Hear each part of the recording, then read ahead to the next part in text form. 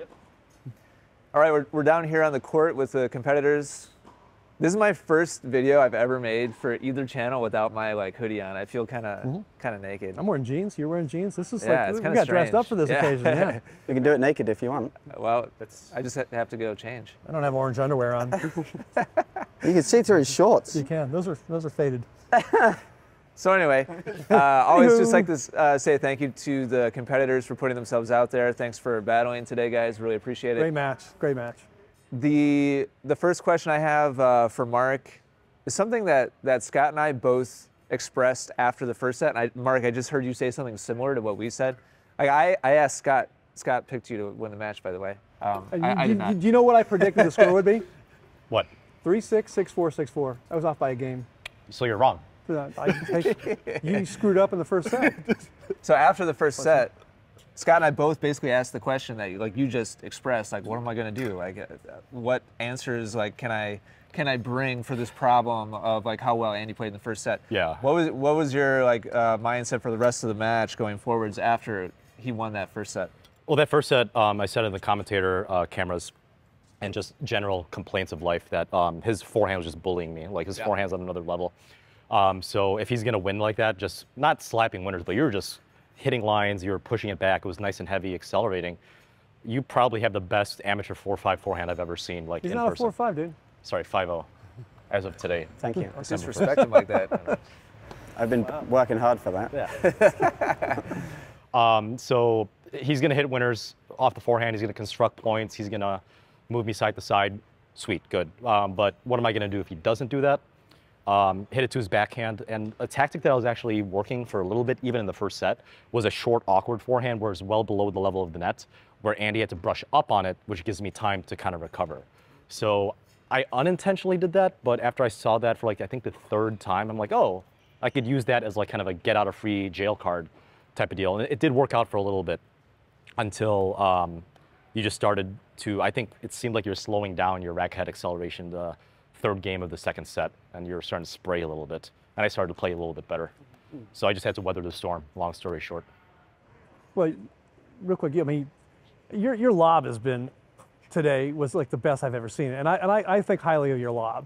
I missed one lob today, I think. Yeah, that's that. I mean, just pointing that out. That was like, well, I had to do that because he was serving and volleying. Right, because right. even his first serve, Andy, I don't know if you noticed it, but your first serve in the first set was phenomenal. I'm like, I can't do anything about it. So I like to block it back, and you're eating it up alive with a volley. So if I got that volley return back, I was going to lob you because I thought you were closing in just a little too much. Yeah, you're hitting great lobs. I mean, Thanks. It's kind of scaring me away from the net a little bit, so that's why I kind of backed off. And then, yeah, I just got a little bit passive, but you play good. Really good lobs. I mean, Thanks. I appreciate a good lob, Andy Murray style. So. Except I only have one hand. Yeah, that's fine. Sorry. So Andy, from your perspective, I can't imagine there was a lot you'd change about the first set. Correct me if I'm wrong. It looked like you played pretty solid. Yeah. So what do you think? Maybe it was the short forehands. Maybe it was something else. What do you think started to shift things momentum-wise a little bit away from you? I think something that Mark was doing that I thought was pretty smart is he was further behind the baseline. Yeah. So probably gave him a little more time to react, and I mean he was hitting passing shots like every other shot when I was coming forward. So that, like I said, I mean that was scaring me away from the net a little bit. But yeah, I don't know. I've maybe lost 10–15% of racket head speed just because I'm not in good shape. By the middle of the second set, you were starting to getting a little starting to feel it. Yeah, but it's not like a. Is that also why you started slicing more forehands? Yeah, a little bit. Something I tend to do when it's like a little bit tighter is I'll like do things fast, and then when I'm supposed to accelerate, I'll slow down, which is you're supposed to do the opposite way. So something to think about going forwards. But I mean, he picked his level up really well. So I don't mind that. We were doing a couple backhand cross-court rallies, and he was just hitting those one-ease down the line. I mean, you didn't miss too many of those after the first set. So what can you do? Good point. Cheat, maybe. Just try that next time. Would you say though that it was more him raising his level and you less being complacent? Yeah, yeah, Because- probably him raising his level and me just being a bit more passive. Yeah, because I mean, from up there, we were debating, you know, your inscrutability on the court. How like you don't really give a whole lot away negatively, but you're constantly like you glance at the camera or you're giving Mark a look. I mean, you're kind of like, and this is something that we say respectfully, but you kind of like play a little psychological game when you're on the court. Like you give looks, you like smack balls into the corner, just little things like that are designed to get into somebody's head, you know. Yeah, I mean it's just Mark. It's a Mark. It's just a Mark. Keep in mind, we're college teammates, so No, because you and I played doubles against each other, and I remember thinking like, dude's trying to mess with me, you know. Like, and it's like it doesn't usually work on me, but you had me thinking about it. You had me thinking like, Yeah. like what's going on in this guy's head? I found myself like getting annoyed because I couldn't read you, you know. That's probably, I mean, like I mentioned before, I coach college tennis, and you see this a lot in college tennis. I mean, there's a certain level where everybody can hit a good ball. Yeah. And then, I mean, I don't, as much as it seems like I'm pretty tame about it, but you'll get some people that are just, you know, Oh yeah. are just outrageous. But I try, you know, I'm not trying to get a little edge, but this guy does the same thing sometimes. Right, exactly. He does it more in a more toxic way, but It was, I love toxic It was tennis. very entertaining.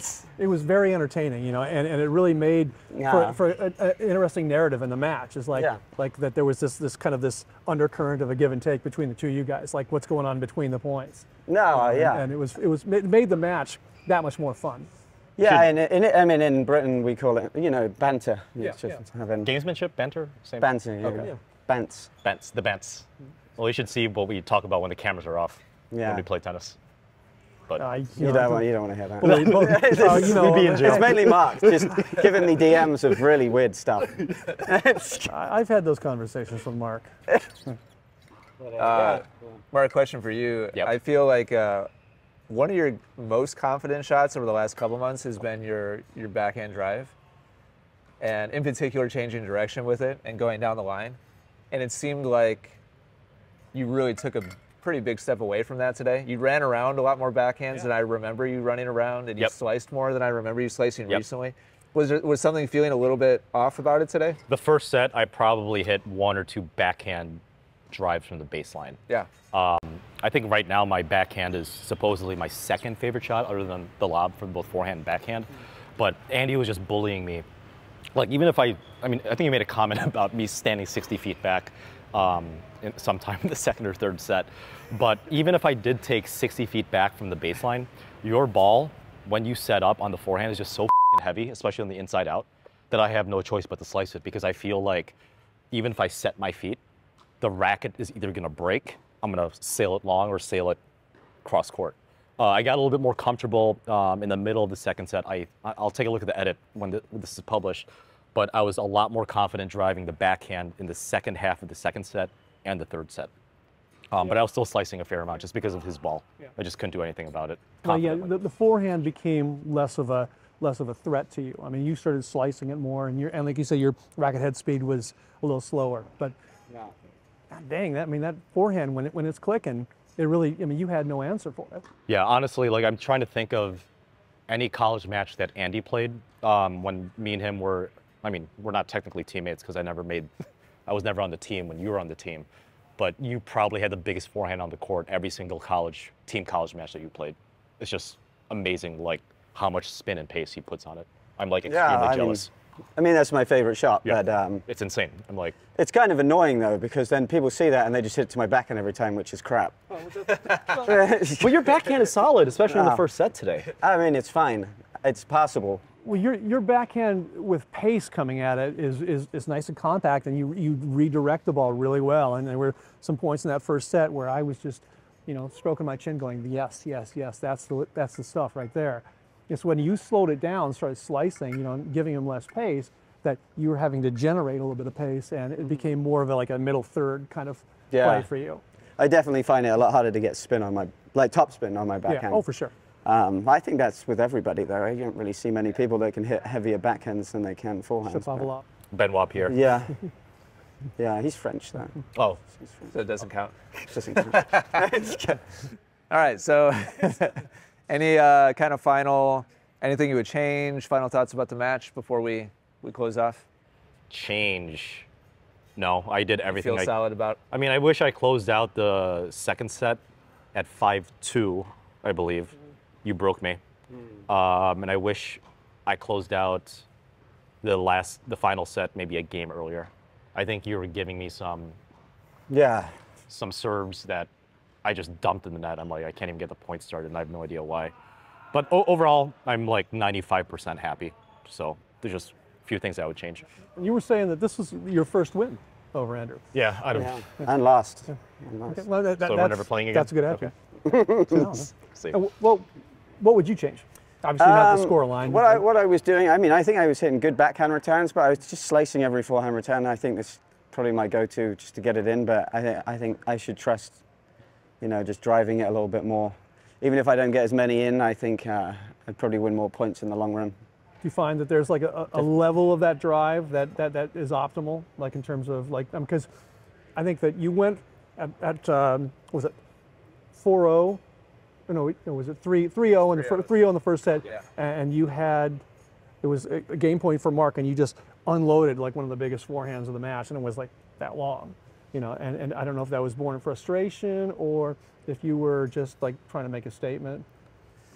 No, I don't know. I just, well, that's at least then I'm like committing to it, And this sometimes I'm like, you go backwards and it pops up, but then he can move around it, and then he's already taken over the point, But but I'd make the argument that Mark doesn't take over the point with that slice return. He sees it as a neutralizing thing, but point kind of unfolds as that, because you're not like an instant like 1-2 punch No. kind of guy. I'm the exact opposite of that. Yeah. So a slice forehand isn't a bad play against him, because he's not going to serve and volley. He's not going to like serve +1 you usually, and plus Yeah. that slice is good enough that it stays low. He can't. Oh, for sure. Yeah, no, I don't think it's definitely not a bad play. It's just you can't do it every single time. Right. Yeah. I think it was just every becomes- time it was coming over, I was doing the same things. Yeah, I think that deuce slice out wide. Just was, you just get a read on it after a while, especially 3 sets. I mean, Yeah. and then you're not mixing it up, and it's like baseball pitching. You can't if you throw. I mean, you could have the best fastball in the world, but if you're doing it every time, they're going to get a read on it, and then next thing you know, they're just What would Mariano Rivera say hitting about dingers. Yeah, It's Mariano Rivera. that? Yeah, true. I don't know who that is. I do know who that is. Yeah. I do know who that Yeah, is. yeah. I've heard of him. He had one pitch. fastball. Yeah. Was it fastball or was it the? I think it was. It was a fastball. Yeah. I mean, he was a power pitcher. Anywho, Somebody should have told him something. Like, can you do something else? Do something else, please. Yeah. Besides win. Like, all what's the the guy, time. what's the point of the guy doing something behind him? Like, the guy knows what you're going to do.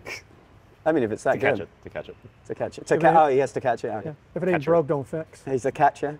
Okay. In Alright. cricket, it's called the wicket keeper. Oh. They should change it to that in baseball. The catcher, No, the wicket keeper. the wicket keeper. Yeah. Any other final thoughts before we sign off? Some smack Messages. talk. Little smack talk.